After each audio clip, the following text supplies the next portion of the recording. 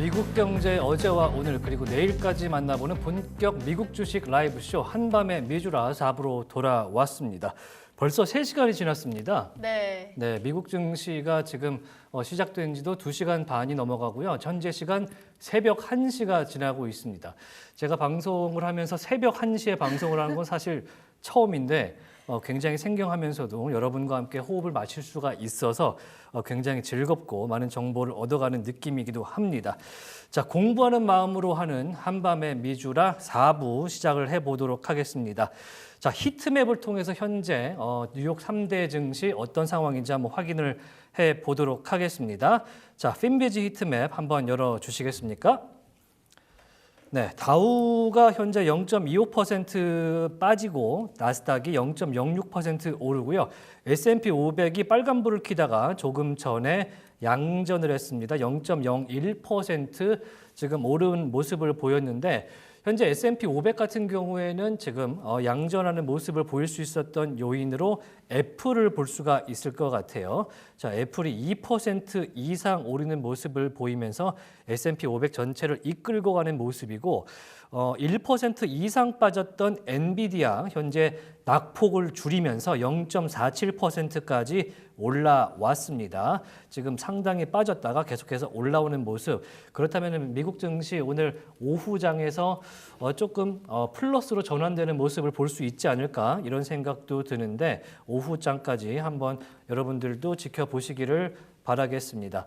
현재 미국 증시를 제가 한번 싹 둘러보면서 3부와 4부 사이에 저희 휴식 시간이 있잖아요. 네. 그때 눈에 띄는 종목이 하나 있었습니다. 바로 에코스타인데 에코스타 지난주 금요일 날부터 굉장히 뉴스에 이름이 오르내리는 그런 종목이기도 합니다. 현재 13.3%가 빠지는 모습을 보이고 있습니다. 제가 한번 화면을 가져와 볼게요. 지금 CNBC 화면인데 24.3달러에 거래되면서 13.34%가 지금 빠진 모습을 보이고 있습니다. 그래서 어떤 이유가 있는지 13%나 지금 빠지는 모습 엄청난 폭락이지 않습니까? 네. 그래서 지금 에코스타에는 무슨 일이 있는지 한번 확인을 해 볼 텐데요.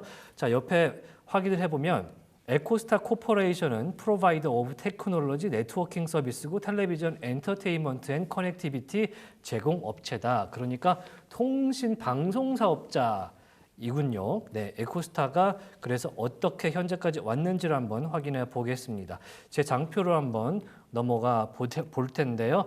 13.4%까지 낙폭을 확대하는 모습, 현재 24.27달러에서 거래가 되고 있습니다.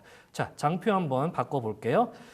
자, 어떤 일이 있었는지 한번 체크를 해봤더니 에코스타의 DC 네트워크와 디렉TV의 합병 소식이 있었습니다. 아마 미국 사시는 분들, 미국 투자자분들은 DC 네트워크와 디렉TV가 굉장히 익숙하실 텐데 사실은 저번 장에서 이 에코스타와 DC 네트워크와 디렉TV의 합병 소식이 있었을 때는 에코스타가 화면에서 보시는 것 같이 애프터 아워에서 조금 빠졌지만 그래도 장중에는 8.8% 오르는 모습을 보였었습니다. 그러니까 지난주 금요일까지만 해도 에코스타와 디렉TV, TPG의 합병 소식이 호재였단 말이죠. 그런데 오늘 방송 직전에 월스트리트 저널에 기사가 나오면서 이 이야기가 급진전이 됩니다. 그러니까 지난주 금요일까지만 해도 에코스타, 그러니까 DC 네트워크와 디렉티비라는 이 위성방송 사업자 두 곳이 1, 2위를 다투는 곳인데 이곳이 논의를 하고 있다는 것에서 더 나아가서 이제는 합병을 한다. 이렇게 이야기가 나온 거예요. 어떻게 나왔냐면 이제 그 당시까지만 해도 지난주까지만 해도 어느 주체가 어떻게 인수하냐가 알려지지 않았습니다. 그러니까 디렉티비가 DC를 인수하냐, DC가 디렉티비를 인수하냐가 전혀 불명확했는데 오늘 나온 내용은요. 디렉티비가 에코스타의 DC를 인수한다. 이렇게 뉴스가 나온 겁니다. 그래서 결국에는 디렉티비가 DC의 에코스타를 인수하는 걸로 모양새가 나오면서 이렇게 결론이 났습니다. 인수 대금은 1달러. 그리고 97억 5천만 달러의 엄청난 이 에코스타의 DC로 인한 부채를 디렉티비가 인수한다. 이렇게 결론이 나면서 에코스타의 DC 네트워크가 디렉티비 밑으로 들어가는 모양새가 됐습니다. 그 바람에 현재 13% 이상의 하락폭을 기록하는 그런 에코스타의 DC 주가 흐름으로 보실 수가 있을 것 같은데요. 그러면은 지금 제가 아까 이제 10월부터 독점을 네. 싫어하는 분위기가 다시 한번 커질 것 같다라고 말씀을 드렸었는데, 그렇다면 이것도 이제 1등과 2등이 합쳐지는 거니까, 그러면 이번에도 방송통신위원회 격인 미국 통신위원회 FCC가 그런 합병을 승인할 것이냐, 이렇게 어려울 수 있는데, 그 이야기를 해보자면 이게 DC와 디렉티비가 합병하려고 한 것이 첫 번째가 아닙니다. 지난 2002년에 FCC가 이 두 회사가 합병하려던 것을 안 된다라고 얘기한 적이 있어요. 그때도 이제 반독점 우려로 반대를 했었는데, 이번에는 시장에서는 FCC가 이 두 회사의 합병을 막지는 않을 것이다, 이런 전망을 내놓고 있습니다.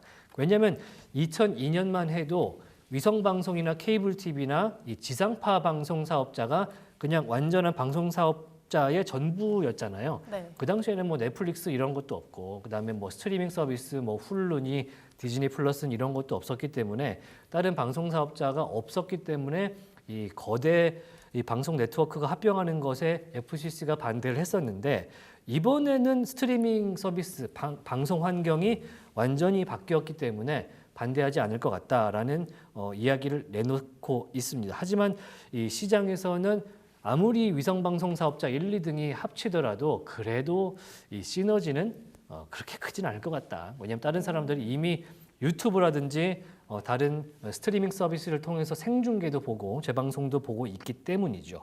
그래서 다만 두 회사를 이제 우리나라에서도 케이블 TV 한 번 약정 끝나면 다른 회사로 가서 뭐 보너스도 좀 받고 뭐 현금 주는 것도 있고 이런 식이잖아요. 네. 그래서 오고 가는 고객들이 많았는데, 이 고객들을 한 번에 붙잡는 효과는 좀 있을 것이다, 이렇게 이야기가 나오고 있습니다.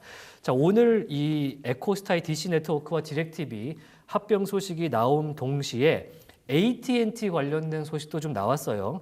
AT&T가 이제 앞서서 디렉티비를 소유한 회사였습니다. AT&T는 미국의 3대 통신사 중 하나죠. 우리나라로 따지면 SK텔레콤의 포지션을 갖고 있는 그런 통신사인데, 여기서 디렉티비를 TPG라는 사모펀드에 매각을 했던 겁니다.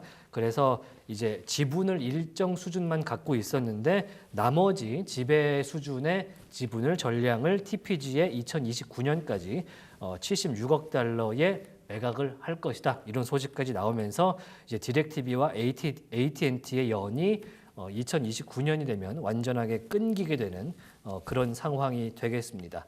자, 이거 보시면은 뭐 제가 앞서서 말씀드린 것을 충분히 이해하실 수가 있을 것 같습니다. 그래서 이 스트리밍 환경 때문에 지금 오른쪽에 초록색이 스트리밍 서비스의 방송 사업자 지배도거든요. 미국 시장에서는 스트리밍 서비스가 전체 방송 마켓 쉐어의 41%를 차지하고 있다고 합니다.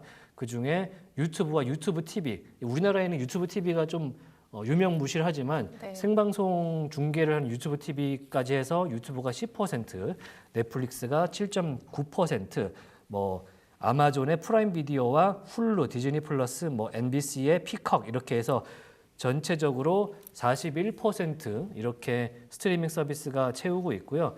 케이블 TV가 많이 쪼그라들었군요. 케이블 네. TV가 26%가량, 그리고 지상파와 위성방송 사업자가 22% 이렇게 볼 수가 있을 것 같습니다. 그래서 에코스타의 이 DC 네트워크와 디렉티브의 이 합병 소식이 굉장히 시장에서는 파급력 있게 다가오지만, 특히 에코스타의 주가 하락에 큰 역할을 하고 있다, 이렇게 볼 수가 있겠습니다.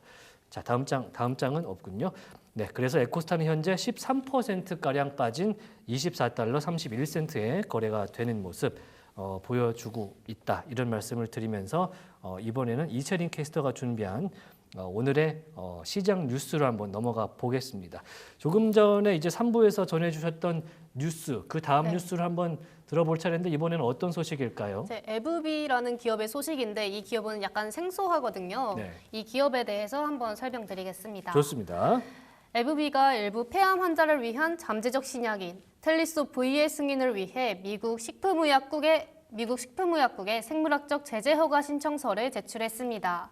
이 신청서는 c-met 단백질 과발현이 있는 이전에 치료받은 비편평 세포성, 비소세포성 폐암이 있는 성인 환자를 대상으로 합니다. 이 신청은 이상 루미노시티 시험의 데이터에 의해 뒷받침됐는데요. 이 시험은 현재 특성 항암 치료법이 부족한 인구 통계학적 집단인 c-met 단백질 수치가 높은 환자에서 텔리소 V의 안정성과 효능을 평가하는 것을 목표로 합니다. 승인된다면 텔리소 V는 이러한 환자를 위한 최초의 치료법이 될 것입니다. 비소세포성 폐암은 폐암 사례의 약 85%를 차지하고 있고 치료의 발전에도 불구하고 폐암은 전 세계적으로 암 관련 사망의 주요 원인으로 남아 있습니다.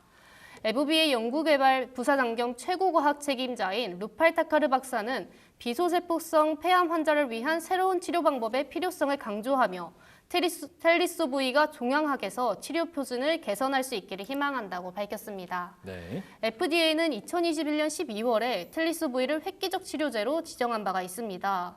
현재 진행 중인 무작위 3상 확인 글로벌 임상시험은 텔리소 V를 단독요법으로 추가 평가하고 있으며 글로벌 임상시험 사이트에서 등록이 계속되고 있습니다.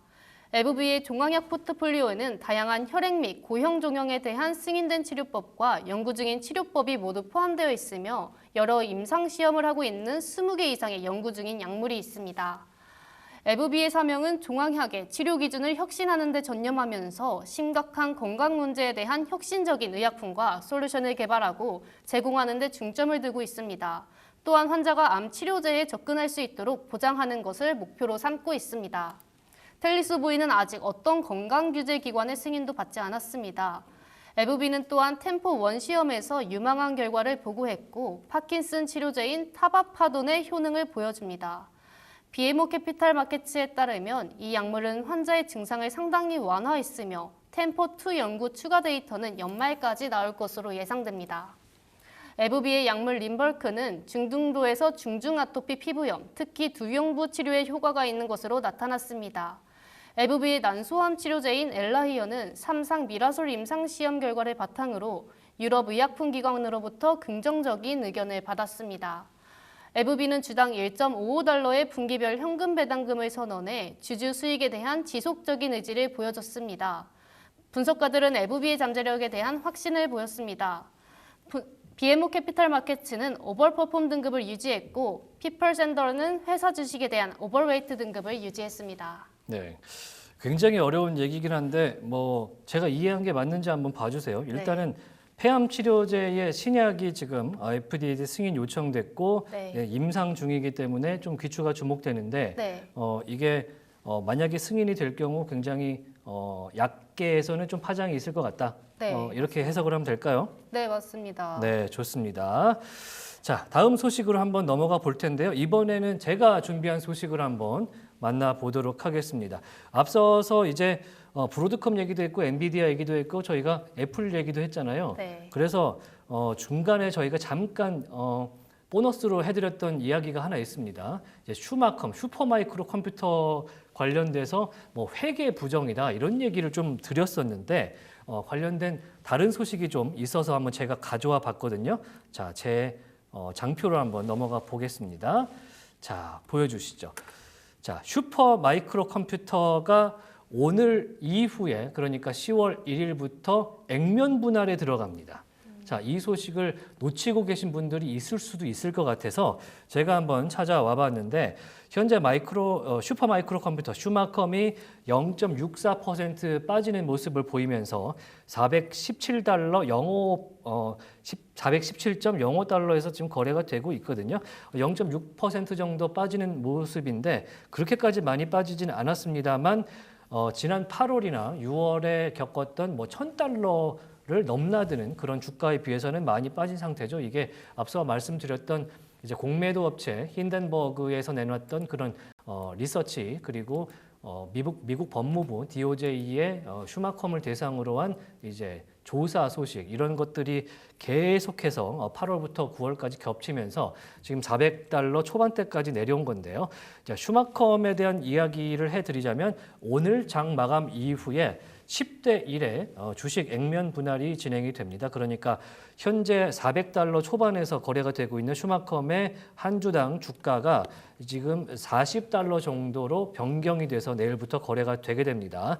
8월 2분기 실적 발표 당시에 이제 엔비디아, 브로드컴 이어서 이제 슈마컴도 10대 1로 액면 분할을 하겠다 이렇게 발표를 했었는데 그 당시에는 100만 원 이상 가는 그런 주식이었기 때문에 너무너무 비싸서 사실 한 주 사기 버거운 그런 주식이었는데 지금은 여러 가지 부침을 겪으면서 한 50만 원대까지 내려오긴 했습니다만 이채린 캐스터 50만 원짜리 한 주 사라 그러면 살 수 있겠습니까? 쉽게?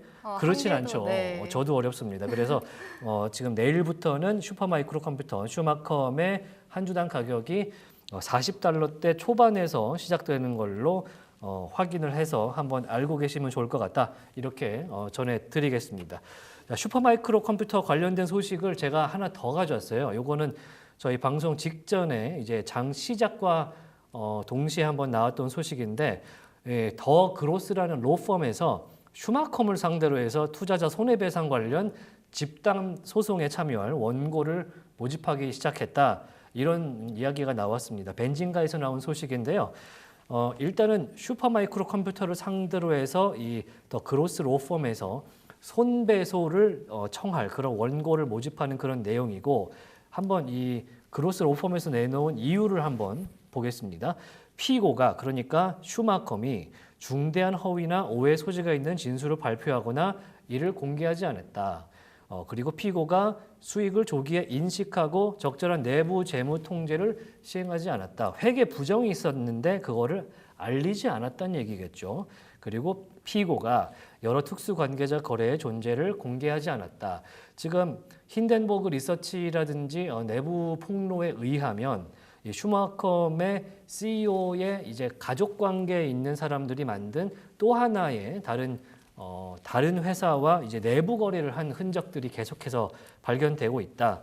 이런 얘기가 나오거든요. 그래서 그것과 관련돼서 대규모 집단 소송이 슈마컴을 상대로 있을 것이고 지금 원고 모집이 지금 확인을 해보니까 10월 29일 오는 10월 29일까지 이제 원고 모집을 하고 있다고 합니다. 우리나라 투자자분들도 아마도 참여하실 수 있다고 하는 걸로 제가 확인을 했고요. 참여하시는데 비용이 전혀 들지 않는다 이런 이야기도 있었으니까요. 한번 확인해 보시는데 물론 이 내용은 슈마컴의 주가에는 전혀 도움이 되지 않겠죠.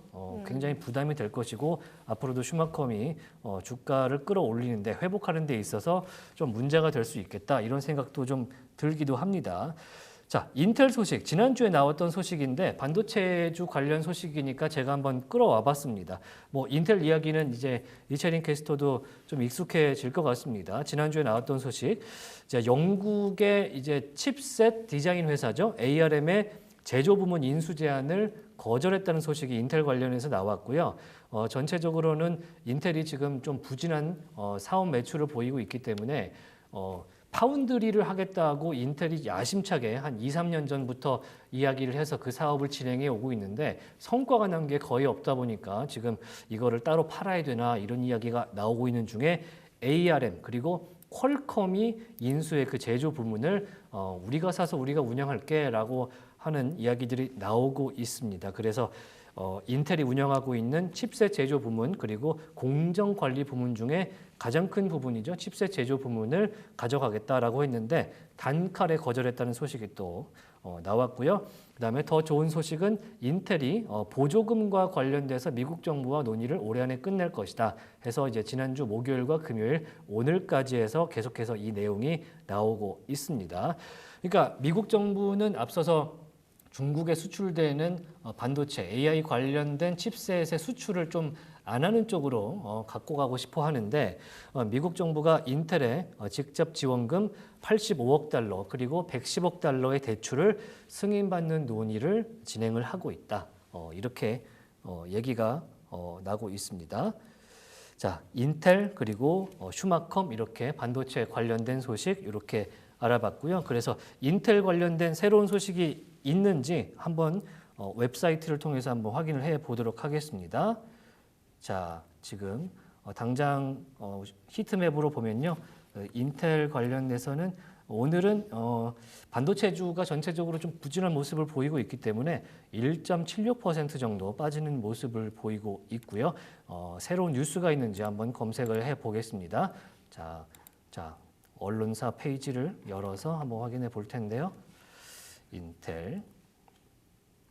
자, 이렇게 생방송으로 진행되기 때문에 실시간으로 전해지는 뉴스 저희가 화면을 전해드리고 있습니다. 자, 23.48달러에서 지금 거래가 되고 있고요. 오늘 1.78% 빠진 모습을 보이고 있는데 현재 인텔 관련해서 개별적으로 나와 있는 소식은 지금까지는 없는 것 같습니다. 지금 AMD 관련된 소식이 좀 나와 있고요. AMD 스톡이 대만의 AMD가 지금 바이 레이팅을 받았는데 이게 인텔의 문제와 겹쳐서 어떻게 해석을 해야 되냐 이런 기사가 하나 이 인베스터스 데일리 비즈니스 데일리에서 하나 나와 있고요. 그리고 인텔 fell in Q2. Here's why. 그러니까 2분기에 인텔이 좋지 않았는데 왜 무슨 일이 있었는지에 대해서 앞서 제가 설명해 드린 바와 같이 파운드리에 대한 이야기를 전해드리고 있는 그런 기사입니다.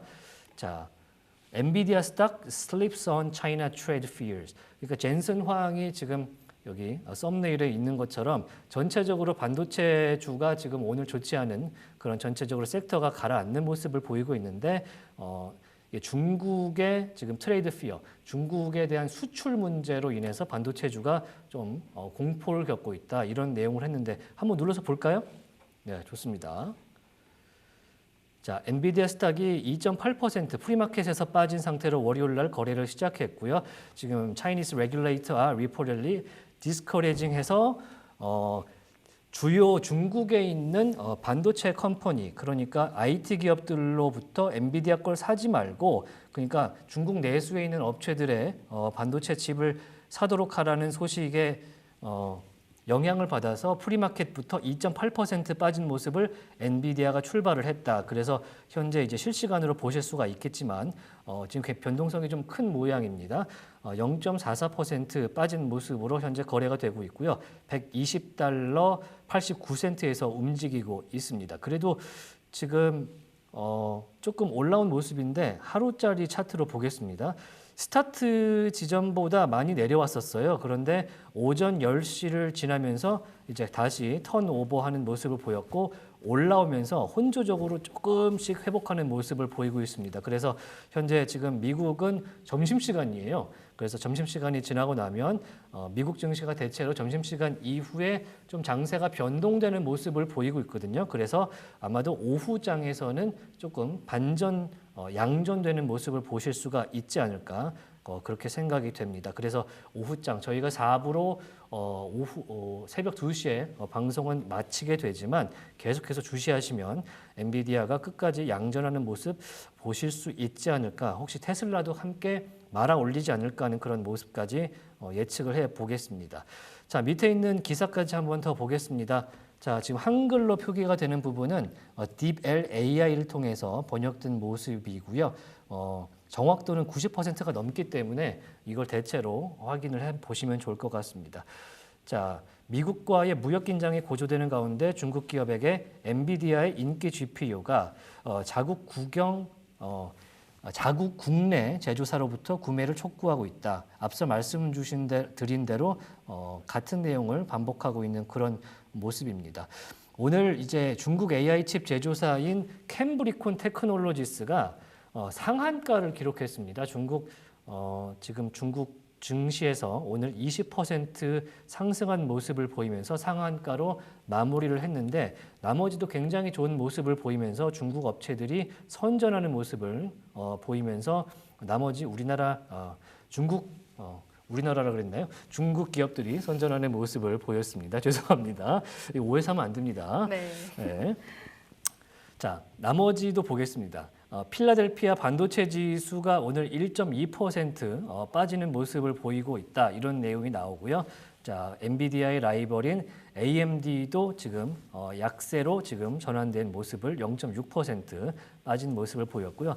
퀄컴도 조금 빠졌는데 플랫한 모습을 보였다 그래요. 퀄컴 한번 확인을 해보겠습니다.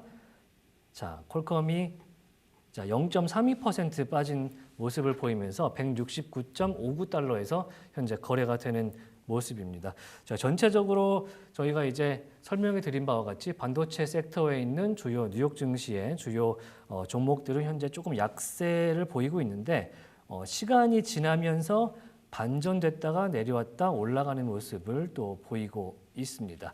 자, 이렇게 해서 지금 반도체 섹터 위주로 한번 보여드렸고요. 자, 미국 증시 상황 한번 볼게요. 자, 분명히 저희가 1, 2부 때는 빨간 불을 대부분 켰었잖아요. 네. 3대 증시 모두 지금 다우존스가 0.26% 빠진 모습을 보이는 거 외에 S&P 500과 나스닥 지수는 각각 0.04% 그리고 0.14% 오르는 모습을 보이면서 자, 오전 장 초반보다는 조금 호전된 모습을 보이고 있습니다. 네, 지금 화면상에 지금 CNBC 영상이 나와서 제가 저작권상 보여드릴 수가 없는 점 확인을 해드리고요. 우측에 있는 investing.com을 통해서 다시 한번 볼게요. 자, 다우존스 0.47% 빠지고 있고 S&P 500 0.05%, 나스닥 지수 반전됐죠. 지금 위에 보시면은 시간별로 지금 나오고 있는데 빠지다가 다시 끝에서 지금 올라가는 모습을 보이고 있습니다. 그래서 제가 좋아하는 미국 IT주들이 어떤 상황인지도 궁금해지는데요. 애플 1.48%, 1.9%군요. 자, 알파벳 구글이죠. 0.5% 올라가고 있고요. 테슬라가 아까 조금 빠지는 모습 보였다가 다시 반전돼서 양전됐습니다. 0.08% 플러스 됐고요. 다만 아마존과 넷플릭스가 조금 빠지는 모습을 보이고 있어서 이 부분은 감안을 하시면 좋을 것 같습니다. 아마존은 현재 미국 동부 지역의 항만 파업과 그다음에 유통 관련된 약세 그리고 IT 관련된 반도체, AI 관련된 약세가 조금 겹치는 모습을 보이고 있지 않나. 조금 전에 제가 찾아봤을 때는 아마존 관련된 특징주적인 뉴스는 보이지는 않았습니다. 이 점 확인해 보시고요. 넷플릭스 0.08% 지금 조금 빠지고 있는 모습인데 지금 전체적으로 방송 미디어주가 좀 출렁이는 모습을 전체적으로 보이고 있습니다. 조금 전에 에코스타 제가 말씀을 드렸었잖아요. 네. 에코스타 방송 미디어주에 이제 지난주부터 주목을 받았는데 13%나 빠지면서 전체적으로 이 방송 미디어 섹터를 끌어내리는 모습으로 확인하실 수가 있습니다. 메타 플랫폼즈 1.2% 현재 오르는 모습을 보이고 있습니다. 메타 주가가 많이 회복했습니다. 메타 플랫폼스가 굉장히 돈을 많이 썼어요. 리얼리티 랩스라는 이제 사내 벤처 캐피탈, 그러니까 이번에 발표한 이제 증강현실 안경이라든지 메타버스 관련돼서 투자금을 많이 지출하면서 상당히 주가가 빠진 모습을 1년 그래프로 보시면 지금 작년만 해도 지금 296달러, 지금 보면 574달러잖아요. 네. 1년 전만 해도 지금 2분의 1 토막이었는데 2배 가까이 지금 상승한 모습을 보여드리고 있습니다. 그래서 말이 나온 김에 메타 이야기를 조금 해볼까 해요. 메타 이야기, 오라이온 얘기를 조금 해보는 게 좋지 않을까 네. 싶은데 제가 준비한 장표 한번 보겠습니다. 자, 장표를 한번 넘어가 볼게요. 네. 자, 이렇게 해서 제가 라이브니까 탁탁 넘겨 보겠습니다. 지난 25일과 26일 날 메타 커넥트 2024. 자, 굉장히 화제가 됐던 행사죠. 거의 10월 10일 로보택시 행사랑 맞먹는 그런 행사였는데, 자, 화면에 보시는 것 같이 제가 3장의 사진을 준비했습니다. 자, 왼쪽에 보이시는 그림이 애플 비전 프로에서나 봄직한 그런 증강현실 모습인데, 뒤에 보이는 화면, 그러니까 컴퓨터 화면처럼 지금 보이는 뒷모습이 이거는 실제 모습이고요. 이 중간에 보이는 모니터는 가짜입니다. 그래서 이제 실제와 증강현실 모니터를 업무 환경에서 쉽게 연결할 수 있다. 이 증강현실 이야기고요. 두 번째는 이번에 마크 저커버그가 베타 버전이다. 그러니까 지금 만들고 있다. 라면서 들고 나왔던 오라이온이라는 증강현실 안경인데요. 조금 둔탁해 보이긴 하지만 네. 저는 굉장히 큰 발전 가능성을 봤습니다. 그러니까 만약에 애플 비전 프로 아까 사진에서 네. 보여드렸다시피 그런 형태가 아니고 앞이 이렇게 뚫려 있는 모습이면 조금만 더 가다 보면 저 같으면 사겠어요. 네. 네, 그래서 많은 지금 IB들에서 실적 전망을 높게 보고 있다. 그리고 세 번째는 라마라고 하는 지금 메타에서 만든 공개형 대용량 언어 모델입니다. 그러니까 AI죠.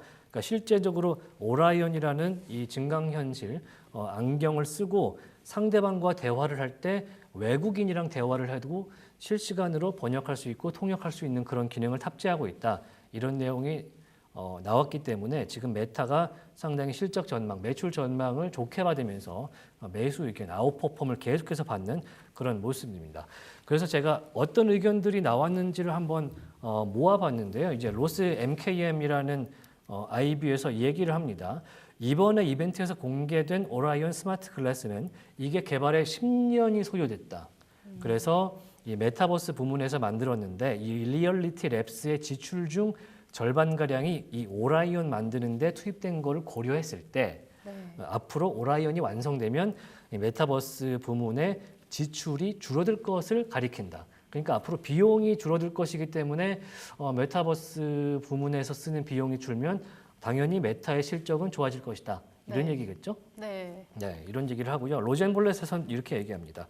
앞서서 이제 메타에서 만들었던 여러 가지 이제 고글형, 이제 비전 프로와 비슷한 그런 스타일의 그런 고글들이 있었는데 이런 AR 스마트 안경이 메타로서는 굉장히 독보적인 시장 위치를 이미 점하고 있는 걸로 보인다. 특히 이런 AR이라든지 그다음에 AI를 통한 이 광고 플랫폼으로 메타가 진화를 하게 된다면 상당히 많은 수익을 거둘 수 있을 것이다.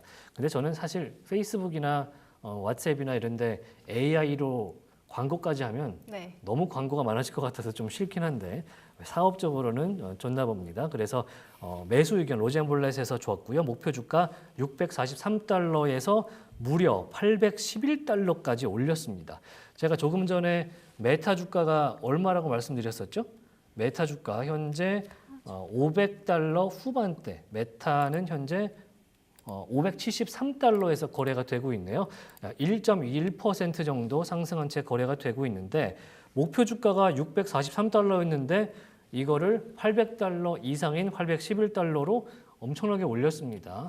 그만큼 로젠볼렛에서는 메타의 매출 향상 그리고 주가적인 측면에서의 수익 가능성을 높게 보고 있다. 이렇게 설명드릴 수가 있을 것 같고요. 베어드에서도 이렇게 얘기합니다. 여전히 메타의 단기 전망을 낙관하고 있다. AI 기반 플랫폼 개선 등을 반영해서 목표 주가를 상향한다. 그리고 여기서 중요한 게 있습니다. 조금 전 제가 이제 광고 사업을 네. 대용량 이제 AI 모델로 하면은 훨씬 더 실적이 좋아지지 않겠냐 이렇게 말씀드렸잖아요. 네. 그런데 베어드에서 얘기하기는 아직 이 AI 기반 이 광고 플랫폼이 이 실적 예상에는 반영이 되지 않았다. 이렇게 설명을 합니다. 그러니까 아직도 굉장히 실적이 호전될 가능성이 많이 남아 있다. 이렇게 볼 수가 있으면서 베어드에서는 아웃퍼폼 의견을 냈고요. 목표 주가 530달러에서 605달러로 조정한 모습을 볼 수가 있습니다. 그러면서 지금 메타가 전반적으로 1% 이상 오르면서 전체적으로 반도체 섹터가 빠지고 IT 기술주들이 좀 부진한 모습을 보이는 가운데 테슬라도 빠지잖아요. 행사를 앞두고 있는데. 네. 1% 이상 오르면서 573달러에서 거래되는 모습을 보여주고 있습니다. 자, 이렇게 해서 메타 이야기까지 해봤는데 이번에는 이철인 캐스터 순서로 한번 넘어가 봐야 될 것 같아요. 아직 이철인 캐스터가 준비한 뉴스들이 굉장히 많은 걸로 제가 알고 있는데 네. 한번 이야기를 한번 들어보도록 하겠습니다. 이번 뉴스는 어떤 뉴스인가요? 네, 미국의 석유에 대해서 한번 얘기해 보겠습니다. 네. 글로벌 시장의 변동성이 높아지고 공급 문제가 제기되면서 미국의 석유 생산량이 정점에 도달했는지에 대한 의문이 점점 더 중요해지고 있습니다. BCA 리서치 분석가에 따르면 미국의 원유 생산은 아직 정점에 도달하지 않았으며 예년에 비하면 느린 속도이긴 하지만 상승 추세를 이어갈 것으로 예상됩니다. 2024년 8월 미국 원유 생산량은 일일 1,340만 배럴로 역대 최고치를 기록했으며 이는 전년 대비 3% 증가한 수치입니다. 이러한 성장은 전 세계적인 둔화에도 불구하고 미국 석유 산업의 회복력을 보여주지만 2023년에 보인 8% 증가율에 비해서는 성장세가 둔화됐습니다. 이러한 지속적인 확장은 미국 생산량의 48%, 전 세계 공급량의 8%를 차지하는 미국 생산량의 핵심 동력인 퍼미안 분지 덕분입니다. 분석가들은 6개월에서 12개월 동안 유가의 저항이 가장 적은 경로는 하방이라고 말하고 있습니다. 에너지 기업들은 자본 규율을 보이고 있고 대형 상장 기업들은 생산량을 빠르게 확대하는 것보다 주주들에게 가치를 환원하는 데 더 중점을 두고 있습니다. 이러한 추세는 에너지 부분의 통합으로 강화되어 소규모 생산업체가 시장 변동에 더 빠르게 대응할 가능성이 높아집니다. 또한 유가 하락으로 인해 미국 생산자들이 공급을 크게 늘릴 요인이 줄어들고 있습니다. 분석가들은 새로운 시추를 통해 높은 수익성을 얻으려면 배럴당 64달러에서 89달러 사이의 가격이 크게 상승해야 된다고 말하고 있습니다. 현재는 배럴당 70달러 안팎으로 맴도는데요. 이 금액은 시추 활동 증가에 대한 큰 동기를 제공하지 않습니다. 실제로 시추 장비 수가 감소하고 시추되었지만 완공되지 않은 유정의 재고 수가 감소하고 있음에도 불구하고 유전 생산성의 향상으로 미국 생산량은 계속 확대되고 있습니다. 특히 퍼미안 분지의 인프라 개발도 미국 석유 생산을 유지하는 데 중요한 역할을 할 것입니다. 퍼미안의 현재 제약을 완화하기 위해 천연가스 파이프라인 용량 확장은 원유 생산량의 지속적인 성장을 가능하게 할 것으로 예상합니다. 네, 석유 생산량 관련된 이야기를 보면서 제가 지금 서부 텍사스산 원유 가격을 한번 확인을 해봤는데요. 서부 텍사스산 원유 현재 1.1% 정도 상승한 배럴당 68달러 92센트에 거래가 되고 있습니다. 지금 중동에서의 전쟁이 격화되면서 상당히 정세 불안에 대한 이야기가 또 나오고 있고 그래서 지금 1% 이상 지금 오르는 모습을 보이고 있는데요. 이제 원유 자체의 수급이라든지 이런 뉴스들은 따로 지금 계속해서 나오고 있지는 않은데요. 약간 수요 부진 가능성에 대한 이야기도 나오고 있어서 원유 가격에 대해서는 조금 더 추적 관찰이 필요한 부분입니다. 중국에서 오늘 나왔던 이 차이신 PMI 지수도 예상치보다 낮게 나왔고 최근에 유럽 관련된 디플레이션 우려가 상당히 지금 격화되고 있기 때문에 이 중동 정세 그리고 일본에서의 지금 금리 관련된 리스크 또 중국에서의 수요 문제 이런 것들이 조금 얽히면서 지금 원유 가격 자체는 뚜렷한 뉴스 자체는 없지만 지금 원유 가격이 1% 정도 상승한 채 거래가 되고 있다는 말씀을 드리도록 하겠습니다. 자, 다음 뉴스로 한번 가볼 텐데요. 이번 뉴스는 제가 한번 전해드리도록 하겠습니다. 제가 준비를 좀 했는데 자. 최근에 이제 8월에서 9월 초까지 엔비디아라든지 반도체 섹터가 상당히 많이 오르면서 정말 어떻게 투자를 해야 될지 그냥 내가 아는 반도체 IT 섹터에 넣는 것이 가장 좋은 선택인지 그렇게 고민되는 부분도 있었는데 또 테슬라까지 껴있으니까 이제 대부분 첨단 제품을 다루는 그런 IT 기업에 많이들 투자하셨을 텐데요. 오늘 CNBC 기사를 제가 하나 가져왔습니다. 이제 CNBC 프로 기사인데 지금 유틸리티가 가장 뜨거운 섹터이기 때문에 꼭 이거를 확인하셔라 이런 제목의 기사가 CNBC에서 나왔습니다. 사실 유틸리티 섹터 하면은 제가 반복해서 말씀드리지만 전기가스 수도잖아요. 네. 그래서 이게 어떻게 돈이 되는 투자가 될 수 있는지에 대한 의문이 좀 남으실 텐데 유틸리티 섹터가 의외로 이제와 같은 이제 페드가 금리를 인하하는 추세에서는 상당히 좋은 투자처가 될 수 있다. 그래서 유틸리티 섹터를 지켜봐라라고 이야기를 하고 있습니다.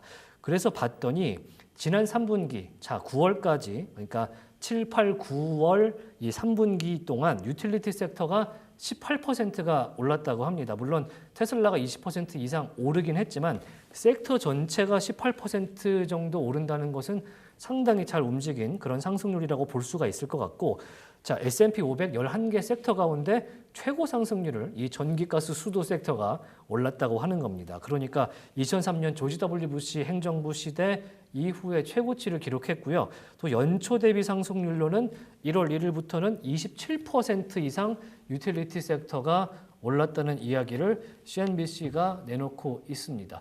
지금 히트맵 상황으로 보시면 유틸리티 섹터 오늘도 파란불을 띠고 있는 그런 종목들이 상당히 많아 보이는데 조금 빠지는 혼조적인 모습도 보입니다만 지금 반도체 섹터가 빨갛게 붉게 물든 것과는 대조적으로 그래도 오르는 그런 종목들이 다수 있는 것을 확인하실 수가 있을 것 같습니다. 자, 그래서 다음 장을 한번 보면요. CNBC가 얘기한 가장 뜨거운 섹터인 유틸리티. 왜냐? 자, 자본 요건 기준과 배당률이 높은 주식이다. 그러니까 수도, 전기, 가스에 들어오려면 자본 요건, 이 사업을 진행하려면 상당히 높은 기준을 통과해야 하는 그런 사업 기준을 갖고 있고 허들이 높고 네. 배당률도 상당히 높기 때문에 이 금리가 내려가는 시간대에서는 수익률을 높게 가져가지 못한다면 배당으로서 상당히 수익을 가져갈 수 있는 그런 투자처가 되지 않겠느냐. CNBC는 그렇게 보고 있기 때문에 연준이 금리를 계속해서 인하를 한다면 자, 유틸리티 섹터를 주목하세요. 이렇게 얘기를 하고 있습니다. 특히 최근에 데이터 센터, AI를 가동을 하려면 이 데이터 센터가 많이 필요하지 않습니까? 그럴 때 가장 필요한 게 데이터 센터보다는 전기죠. 네. 그래서 전기주가 상당히 각광받는 모습이기 때문에 울프 리서치의 긴스버그 애널리스트가 몇 개월간 넥스트 에라라든지 PG&E, 서부의 전기 회사죠. PG&E에 상당한 자금이 몰렸다. 이렇게 분석한 리포트를 냈습니다. 그래서 뱅크 오브 아메리카는 테크주 말고 이제는 유틸리티를 사라. 뱅크 오브 아메리카의 사비타 수브라마니아는 비중 확대, 금리 인하기에는 수혜받을 좋은 포지션이다. 이렇게 이야기를 했습니다. 그래서 지난 9월 FOMC 기간에만 당연히 금리 인하가 예측됐으니까 무려 113억 달러의 자금이 투입된 걸로 확인이 되고 있습니다. 웰스파고의 크리스토퍼 하비 애널리스트도 비중 확대를 유틸리티 섹터에 하기를 추천을 하고요. 다만 이 비중 확대에서 중립으로 의견을 바꿨지만 다만 충분한 주가 상승이 이루어졌기 때문에 조금 경계하는 측면도 있을 수 있다. 이렇게 설명을 해주고 있습니다.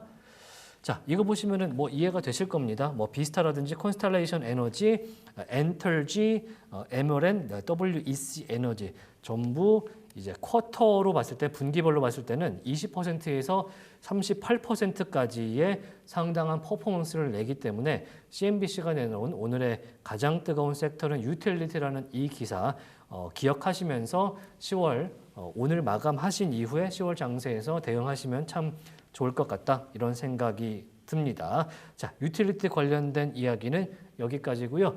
자, 벌써 시간이 이렇게 됐군요. 그러면은 아마도 오늘 마지막 소식을 이채린 캐스터와 함께 네. 이야기하면서 보내야 될 것 같은데 무슨 이야기를 한번 마지막으로 해볼까요? 한번 좀 골라보겠습니다. 네. 자, 허리케인 헬렌과 미국 동부 해안 어떤 이야기? 둘 다 해도 좋습니다. 동부 해안 이야기로 마무리할까요? 자, 오늘 파업이 타결이 되지 않으면 네. 자, 굉장히 큰 손실이 있을 가능성이 있고 변동성이 예정되어 있다. 자, 이채린 캐스터와 함께 동부 해안 걱정을 하면서 오늘 뉴스를 마무리를 좀 해보도록 하겠습니다. 자, 미국 동부 해안 무슨 일이 있을까요? 네, 미국 동부 및 걸프 연안 항구 노동자들이 월요일 자정에 파업에 돌입할 예정이지만 메인주에서 텍사스주까지 컨테이너 교통을 중단시키고 하루에 최대 50억 달러의 경제적 손실을 초래할 수 있는 파업을 막기 위한 회담은 아직 예정되어 있지 않습니다. 4만 5천 명의 항만 노동자를 대표하는 국제항만노동자협회 노조와 미국 회사연합 고용주 단체 간의 노동계약이 월요일 늦게 만료되며 임금을 놓고 협상이 교착 상태에 빠졌습니다. 국제항만노동자협회는 동부표준시 기준 화요일 오전 12시 1분부터 항구 파업이 시작된다고 밝혔습니다. 노조는 일요일 성명에서 미국 회사연합이 50년간의 임금 종속을 다루기를 거부하고 있다고 밝혔습니다. 노조원들이 파업에 돌입한다면 1977년 이후 처음으로 해안 전역에서 국제항만노동자협회가 파업에 돌입하는 것이 되며 전국 해상운송의 절반을 처리하는 항구에 영향을 미칠 것입니다. 노조는 이전의 파업이 화물 운송이나 크루즈선 교통에 영향을 미치지 않을 것이라고 밝혔습니다. 그러나 파업으로 인해 주요 항구에서 식량부터 자동차까지 모든 것의 흐름이 중단돼 미국 대선을 몇 주 앞두고 일자리가 위협받고 인플레이션이 심화될 가능성이 있습니다. 많은 기업이 작업 중단 가능성에 대비해 추가 물품을 수입하거나 더 많은 화물을 서해안 항구로 옮겼기 때문에 짧은 파업은 경제에 미치는 영향이 제한적일 수 있습니다. 하지만 파업이 몇 주 동안 계속되면 경제에 심각한 영향을 미칠 수 있습니다. 국제항만노동자협회의 리더인 헤레드 데넷은 지난 몇 달 동안 컨테이너선 운영사인 메르크스와 그 계열사인 APM 터미널 노스아메리카 같은 고용주가 상당한 임금 인상과 터미널 자동화 프로젝트를 중단하지 않으면 자신의 노조가 관리하는 36개의 항구를 폐쇄하겠다고 위협했습니다. 이러한 분쟁은 상품을 수출하거나 중요한 수입품을 확보하기 위해 해상 운송에 의존하는 기업들을 격정시키고 있습니다. 제니퍼스 분석가들은 만약 동부 해안 선원들이 실제로 파업을 한다면 다음 주에 소비자 주식 전반에 걸쳐 또 다른 격렬한 움직임이 일어날 가능성이 있다고 전했습니다. 대형 유통업체 중 다수는 파업으로 인한 혼란을 피하기 위해 할로윈과 크리스마스 상품을 일찍부터 서둘러 판매했고 이로 인해 운송 및 보관 비용이 추가로 발생했습니다. 네, 동부 해안에 이제 항구 4만 5천 명의 노동자들이 파업을 하게 되면 이제 하루에 50억 달러의 손실이 예상된다는 그런 뉴스가 나오고 있기 때문에 굉장히 미국 경제에 타격이 있을 걸로 확인이 되고 있습니다. 그래서 아무쪼록 타결이 좀 나기를 좀 기대를 해보고요.